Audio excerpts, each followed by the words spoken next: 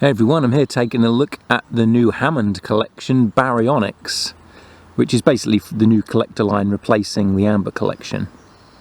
Here's the packaging. You've got the window where you'd be able to see the dinosaur and the name of the dinosaur at the bottom there. There's kind of a jungle pattern along the bottom, which is quite nice. And then you've got a picture of John Hammond trapped in amber at the bottom there, with Hammond collection underneath, as if some giant species in the future is going to find John Hammond's body solidified in amber and clone him to create a human park. Then you've got the T-Rex skeleton, you know, the typical Jurassic Park logo there. And it's got a kind of metal design to it. There's rivets and things I don't really like. I'm not even sure what that's supposed to be. Is it supposed to just be like a containment unit for the dinosaurs? You can see more of that design on the top there. I'd have preferred they had the red sunset design from the old Kenner figures with the kind of jungle setting. But then on the back you've got a picture of the dinosaur, you've got a picture of it from the movie that it featured in, and a little kind of bio at the bottom there.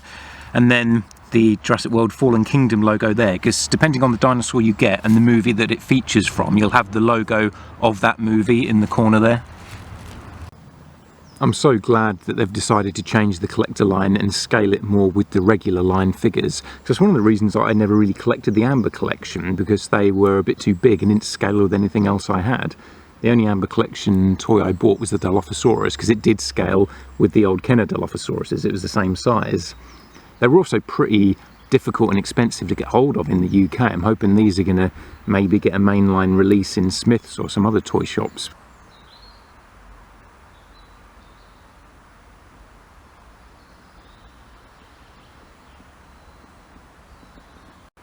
There's some great sculpting detail on this, and I thought the mainline had nice detailing, but this takes it to another level.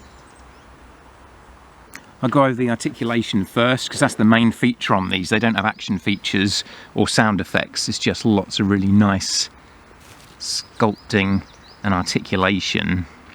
So with the legs, they go forward and backwards independently, as well as out to the side a bit. Then you've got knee articulation and ankle articulation. There's also a middle cut there, so you've got 3 points of articulation there going down the leg, and they swivel as well as pivoting forward and backwards, so you can get a lot of good poses out of those. The arms have kind of a ball joint at the shoulders, it goes out and around, and then there's elbow articulation too, which bends and swivels. On the neck there are 2 joints, one at the shoulders and one where it connects to the skull.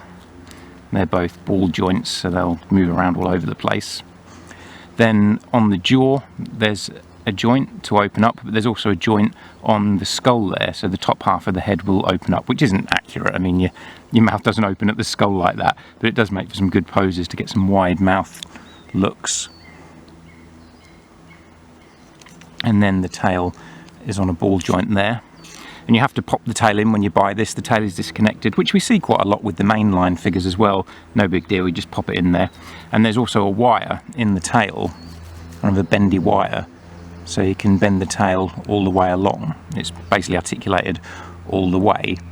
Hopefully that won't split the rubber over years of bending. I'm probably not going to bend the tail too much like that, just in case it does stress the rubber and make it crack as it gets older. Looks great. A few more paint apps on this than you'd get on a regular line figure as well.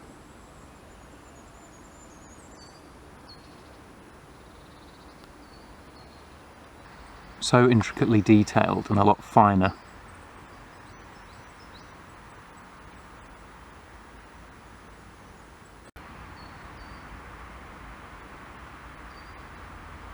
See how nice that sculpting work is.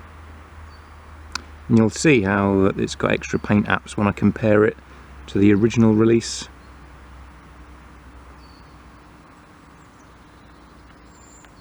Because this is the Baryonyx we saw in Jurassic World Fallen Kingdom, which is basically Chaos. I mean, they haven't confirmed it, but it's exactly the same paint job as Chaos from Camp Cretaceous. So this serves as a Camp Cretaceous dinosaur as well as Fallen Kingdom. And here's the original release of that Baryonyx. This is actually the first Jurassic World toy I got. I was so excited when I saw it. So I've got a bit of a sentimental attachment to this. You can see on the original one there's no white outline along the blue on the back like there is on this one, which is more accurate. I think I prefer it without the white outline actually. There's a lot more metallic blue on the head of the original release as well, which I like, which isn't on this one, but I assume that that's more accurate. There's just a little bit of metallic blue around the eye on this new one. But there's enough differences there that if you wanted to, you could have these as two separate Baryonyx.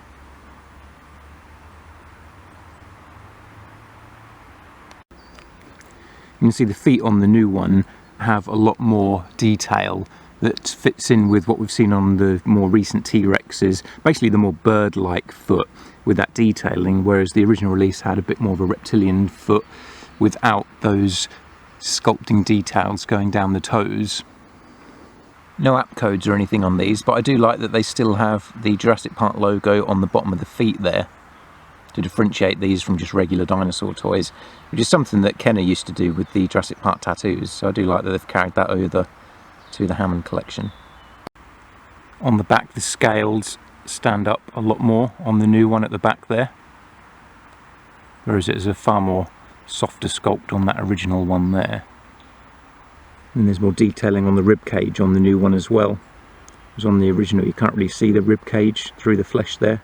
Only a very slight bit of detailing for that. It stands out a lot more on that new one. The new one's a lighter grey as well. See how much lighter that is. Even the blue is a different shade. The blue's darker on the new one, and the rest of the skin, the grey, is lighter.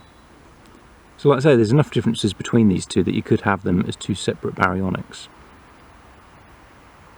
But that white striping outlining the blue goes all the way down the legs there and all the way down the tail. Not to the tip of the tail, but kind of halfway down.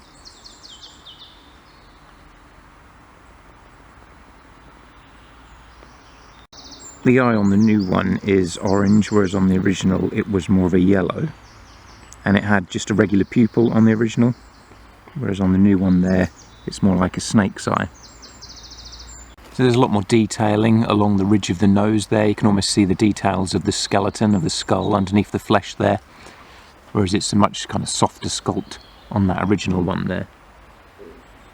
The new one has a white underbelly as well painted on, whereas the old one didn't have any paint detail underneath. The nails on the hands are painted on this Hammond collection one as well, whereas on the original they weren't, which is something quite common to the main line. They don't tend to paint the nails on the hand. I actually painted those ones myself, but it's nice that we've pretty much got all the paint detailing on these new ones. They haven't cheaped out on anything because it's a more collector friendly line. Though they still haven't painted that back toenail there, which is kind of a weird omission. You can see there the detailing on the inside of the mouth. The new one's got a bit more detail along the tongue, a bit more texturing, and the teeth are white on the new one as well, whereas on the original the teeth were yellow. And here are Chaos, Grim and Limbo together. The other two are from the main line, but they scale up well together. They don't look out of place.